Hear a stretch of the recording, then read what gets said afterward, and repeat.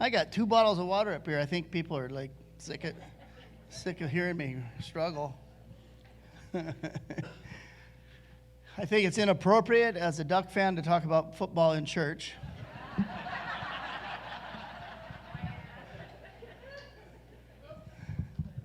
Some of you Beaver fans don't even know that you won the game because you went to bed. You gave up on your own team.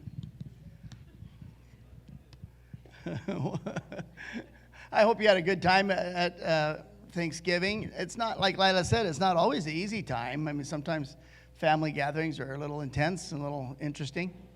And so what we want to do, though, is allow the Lord to lead us and dominate our lives. So wherever we're at and whatever we're doing, whether it's Thanksgiving or going up to Christmas and anticipating, gathering, and being a part, there's things that God wants to do in us and through us, in our families, and in our situations. If you don't have family, I want you to know we're sensitive to that too. And sometimes people are alone, and it's a very difficult time of year that way. So my hope and prayer is that you'd reach out to somebody and invite them to be with you, or just take somebody under your wing if you haven't been taken under somebody's wing. The idea is to just be family. And I love that about this church. You guys are such family, and so it's really a thrill to be a part of you. And we had a really good Thanksgiving time. All 5 grandkids and my 2 daughters and my 1 son-in-law were just all together. And it was wonderful. And then we went home to our house. So we left the mess at my daughter's house, but we forgot to leave, and we left all the leftovers there. So that's a difficult thing, but well. Hey, we're going to start anticipating going up to Christmas, a new series. We got done with Colossians last week, and now we're going to be talking about the names of God through this season as we anticipate Christmas Eve service, where the last name of God is Emmanuel, God with us. That's what this whole season's about, is what it's so great. I love it. And somewhere along the line, have you ever been hit with the Christmas spirit? It's like overtakes you all of a sudden and you're full of joy. Does that just happen to me? Because it's not there yet, obviously. But all of a sudden, I remember as a kid just running down the streets, the snowpacked snow, and I was sliding on my shoes and I was looking at the lights. And all of a sudden, I was just overcome with joy and happiness. I could hardly contain it. And so I got hit with the Christmas spirit, my mom told me.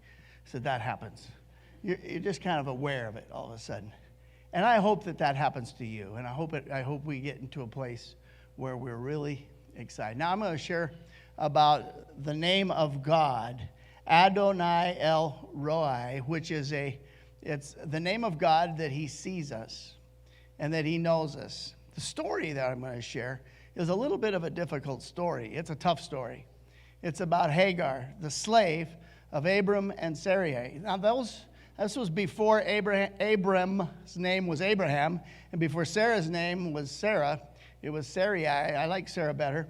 And God changed their names and made a covenant with them that God was going to provide a child, and he was going to bless the nations with this child, and the offspring are going to just be unbelievable. It was going to, and Abram at this point was 86 years old, waiting for a child to be born.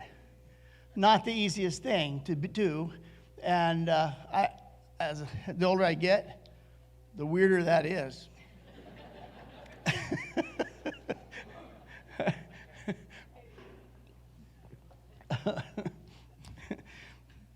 But they got impatient. Has anybody been impatient before? And they got impatient and thought, this probably isn't going to happen, like God said. This promise that God made to us is probably not going to take place. So they took matters in their own hands, and they had a slave living with them called Hagar, and she was Sarah's slave, and she was the one that was helping around the house and doing all that. I think it's better if I just read the story out of the Bible so you believe that it's not me saying these things, because it gets a little rough. Genesis chapter 16. I'm going to read a little ways, and then I'm going to stop. Now Sarai, Abram's wife, had borne him no children, but she had an Egyptian slave named Hagar. So she said to Abram, "The Lord has kept me from having children." See how she's blaming God here. "Go sleep with my slave. Perhaps I can build a family through her." This was before social things were established. Lila said, "Don't expound on this. It's such a rough story, and I'm trying really hard not to." Abram agreed with what Sarai said. So after Abram had been living in Canaan 10 years, Sarah, his wife, took her Egyptian slave Hagar and gave her to her husband to be his wife. And he slept with Hagar, and she conceived. Taking matters into your own hands is not waiting on God, right? Continuing, when she knew she was pregnant, she began to despise her mistress. And Sarai told Abram, "You are responsible for the wrong I am suffering. I put my slave in your arms, and now that she knows she's pregnant, she despises me. May the Lord judge between you and me." Verse 6, "Your slave is in your hands," Abram said. "Do with her whatever you think best." And Sarai mistreated Hagar, so she fled from her. This is not a good story. Verse 7, it gets better. The angel, the angel of the Lord found Hagar near a spring in the desert. It was beside the road to Shur. And he said, "Hagar, slave of Sarai, where have you come from and where are you going?" Okay. The messenger of the Lord knew. Now, some call it the angel of the Lord. Some think it was Jesus himself. It doesn't matter. It was from God. Verse 9, the angel of the Lord told her, "Go back to your mistress and submit to her." The angel added, "I will increase your descendants so much that they'll be too numerous to count." Does anybody have a tough time with the angel of the Lord telling her to go back to that situation? This situation was high control, very dysfunctional, not a good place to go. And yet the angel said, "Go to that. Go back and submit." Ugh. The only thing I can think of is that the journey that this Hagar was on was probably a sure death if she continued. She was a slave, she was pregnant, she was alone, and she was out in the wilderness. There was no way that she would survive going. And so the angel of the Lord, or God himself, said, "Go back to Sarah and Abram."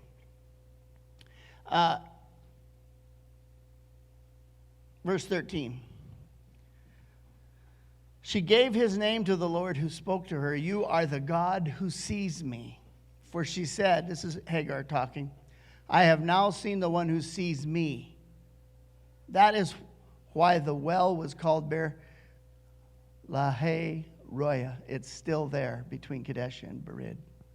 So Hagar bore Abram a son, and Abram gave the name Ishmael to the son she had born. Abram was 86 years old when Hagar bore him Ishmael. The story doesn't get much easier, but I want to tell you this. Another 13 years, then Abram gave birth to Isaac. But I want to zero in on this fact. This runaway, pregnant, alone girl, fleeing from abuse and fleeing from a tough situation, had a moment where God talked to her and reached down to her, and she said this, "God sees me. He sees me." If you're taking notes, I want you to write that. God sees you. Now, your circumstances might be of men's doing, taking matters into their own hands, as this was the case for Hagar. She was in a place where she was absolutely a victim of people not trusting God and being control freaks and wanting to do their thing. And yet, this big mess that was in her life, and now she's pregnant and running away, God sees her. God sees you. I don't know if there's a way I can preach that hard enough for you to hear, but I want you to know that God sees you. He doesn't just know that you're there. He sees every detail of you. I am not a detailed person. Some of you might laugh about that, like, no kidding, duh. You forget your keys everywhere. I'm a big picture person. Whew. I can paint a big picture, and then everybody else has to come around behind me and make it make sense. I like to remodel houses and build houses. Lila and I built a house in West Salem. It was a really nice house. We built it on a crazy lot, and we had to just design it so it would fit. And it was just such a fun thing because I could see where the house needed to go, and I could see all the details of it, and I could picture it in my mind. And as we built it and we made it happen, it was just one of the more fun houses we've ever built because it just made sense, and it was crazy that we could fit it on this lot. And so I had to tile the bathroom around the tub. And so I had to pull off one piece of trim under the window so I could tile up, and then I was going to put the trim back on. And every time we had this great bath. I love baths. It was a big, huge bathtub. And every time I'd sit down in the bathtub, I'd look over, that trim piece was gone. 8 years we lived in this house. 8 years of baths, and I'd look over, yeah, I should put that back. I should put that. And pretty soon, if you've been a remodeler, if you've been a person who's worked on the house, pretty soon you walk by it enough, you do not see it anymore. It goes away. It's called remodel blindness. I made that up, it's just something that happens. So we're selling our house, and we got to get it fixed. Yeah, I put the trim piece on. Nailed it on there. It looked so good. I thought, how stupid am I that I did not put that on sooner? I could have enjoyed this completed bathroom instead of thinking about it every time I take a bath. But see, that kind of blindness is something we just walk by. We walk by people all the time. We walk by family members quite often. We walk by things in life and situations where we don't see, but God does. And you might feel invisible to people. You might feel like God is not even seeing you. But I want to tell you today, God is not like Joe. God sees the details. He sees everything about you, and He knows about you. And He hasn't forgotten about you. He sees you. Hagar was this woman in such trouble, and God had to send a messenger to her because she was thinking, I'm dead. It must have been pretty bad to be this pregnant slave of an owner and his wife, and then she hated her because she was pregnant. He hated her because she was making everybody upset. Oh, she was just completely in despair, and she's gone and sat by the spring to survive for a while and see what's going to happen. But God sees her and talks to her, gave her tough instructions, go back, because going back is going to save your life.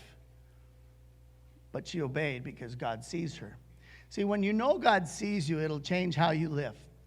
It'll change how you relate to people. You realize God sees you, and He sees others too. The second thing on your notes, if you're taking them, God sees what you don't. See? He sees what you don't. You can't see everything.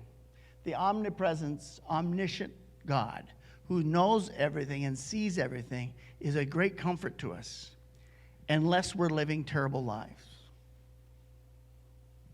Be careful, little hands, what you do. Do you remember that horror song? There's a Father up above, looking down on you below. Be careful, little lips, what you say. Ears, what you hear. Am I wrong? Yes. It's not one of the biggest hits of church.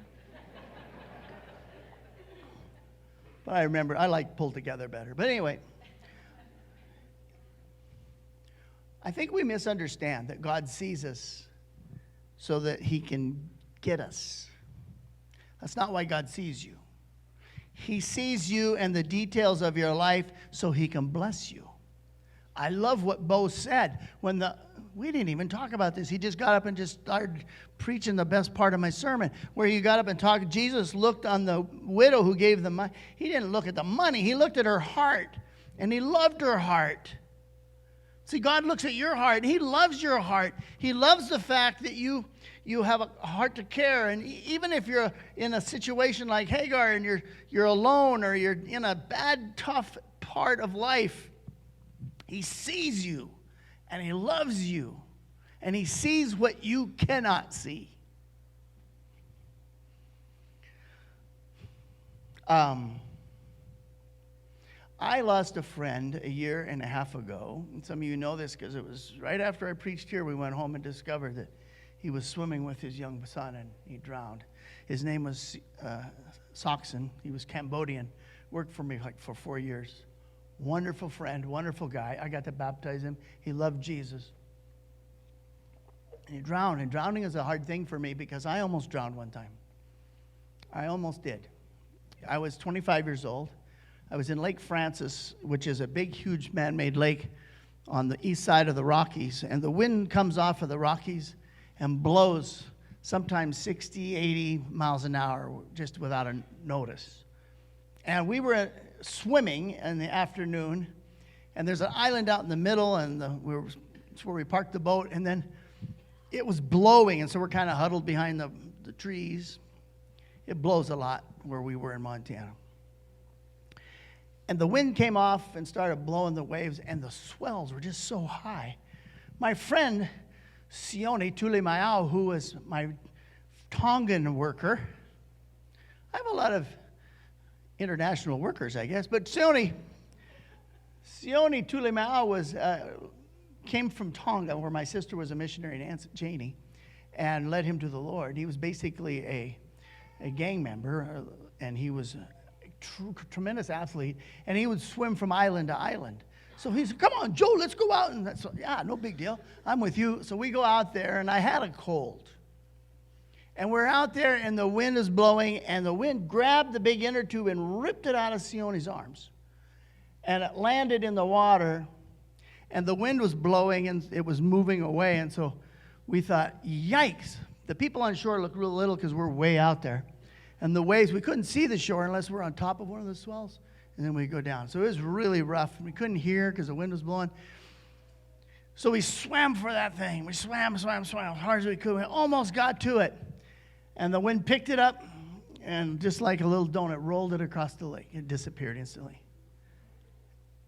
And I was exhausted because I had been swimming for this. And I had a cold, and I was coughing and starting to take on water. And, I was spitting water like. And Sione knew I was in trouble. So he comes over to me. He says, "Put your hands on my back, Joe." So I did, and he treaded water while I gathered myself a little bit, waves crashing over our heads. But I knew that I better pay attention and just calm myself. He did that 3 times, and the third time he looked at me, and his Polynesian, usually dark complexion, looked at me, and he was white as a sheet, and he looked at me, and he goes, "I'm going to die too, Joe." This is not what you want to hear from a world-class swimmer.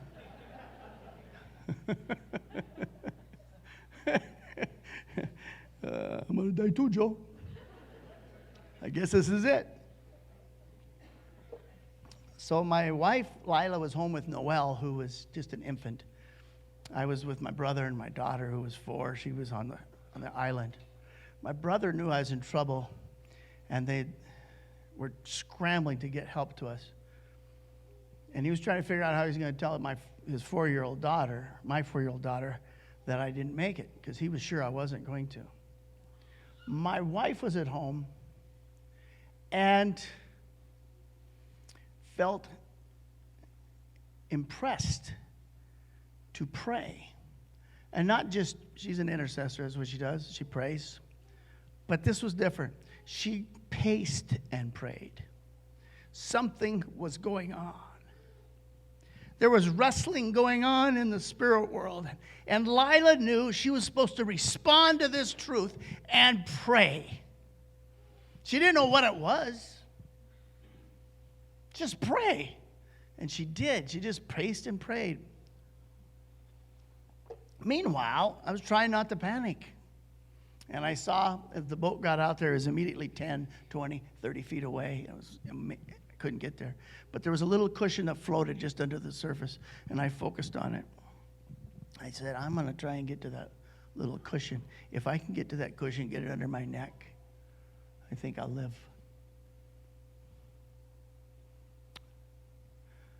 See, we are not at the mercy of our own intellect and of what we know.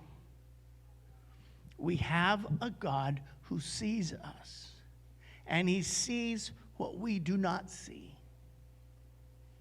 So I don't know why God does it this way, but he impressed upon Lila to pray, and she prayed and interceded, and I got saved, and I got pulled into the boat. And here's what's cool. We walked into the house when we got home. We weren't late or anything, but Lila just looked at me and says, what happened? And I just said, well, I almost died out there. I knew it. I knew something. I have been praying all afternoon for you.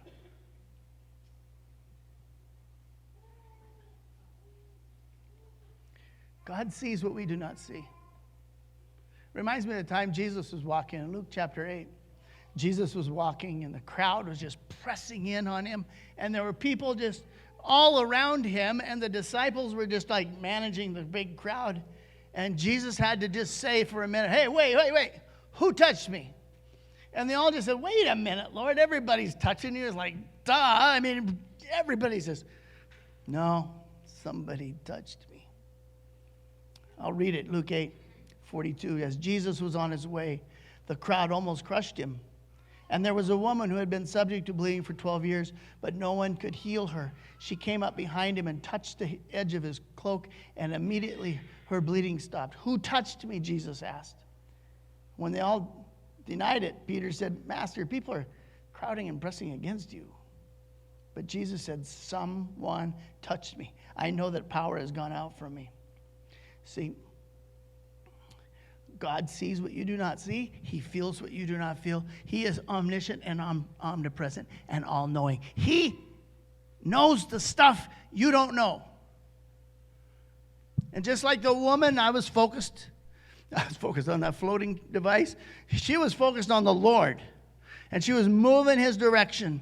And as soon as she touched him, can I just tell you, it's really important that you know that God sees what you don't. It's very comforting because we are freaked out, honestly, about the future. If you let yourself go down that path, that's all you do is think about it and worry. If you let yourself, you can worry about the next election now that we just had one over. And once you get well from your last sickness, you can worry about the next sickness. You can really let your mind go there and let your body. Can I just tell you, it's very important that you and I both know that God sees what we don't. And he is God and we are not. And that's really comforting. God sees us and we feel invisible. The third point is God knows you.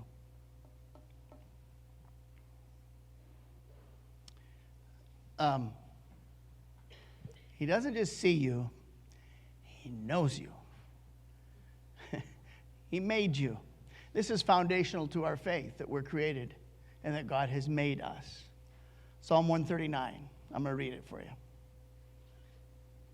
Is this not your favorite psalm? It should be. Can you just, as I read this, can you understand this from Hagar's point of view now? That she has discovered there's a God that sees her and knows the plight she has been in. And if you can, as I read this, realize God sees you and knows the plight that you are in or have been in or will be in. You have searched me, O God, and you know me. You know when I sit and when I rise. You perceive my thoughts from afar. You discern my going out and my laying down. You are familiar with all my ways. Before a word is on my tongue, you, Lord, know it completely. I'm going to skip to 13. For you created my innermost being.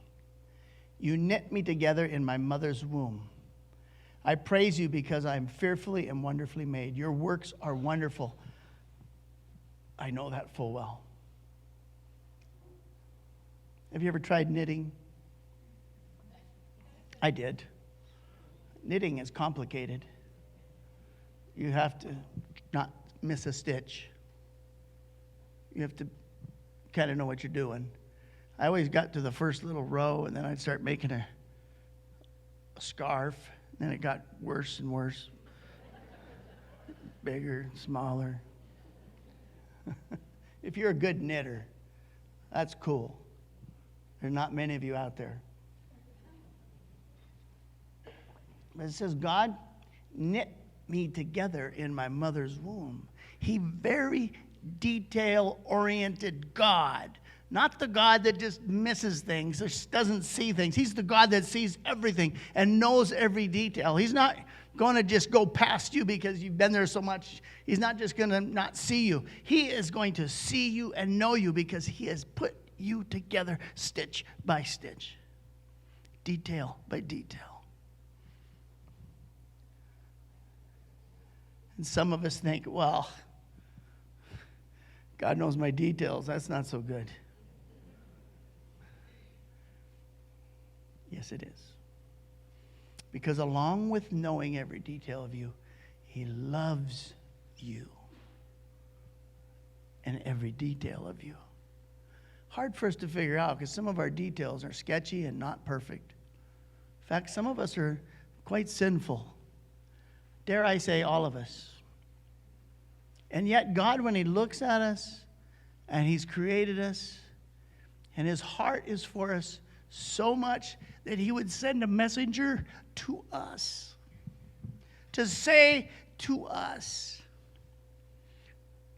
I love you. Touch me. Know me because I know you. Seek me because I see you. He is the God who sees you. What a wonderful, wonderful attribute of God that we need to establish and understand.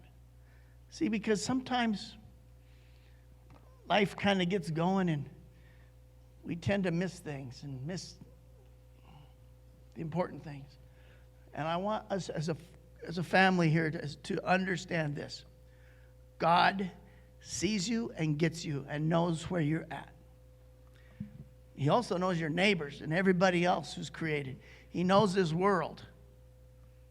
And you can rest in that fact that he sees you. We had a good Thanksgiving, and I felt like I was supposed to address my grandkids and my kids as a grandpa.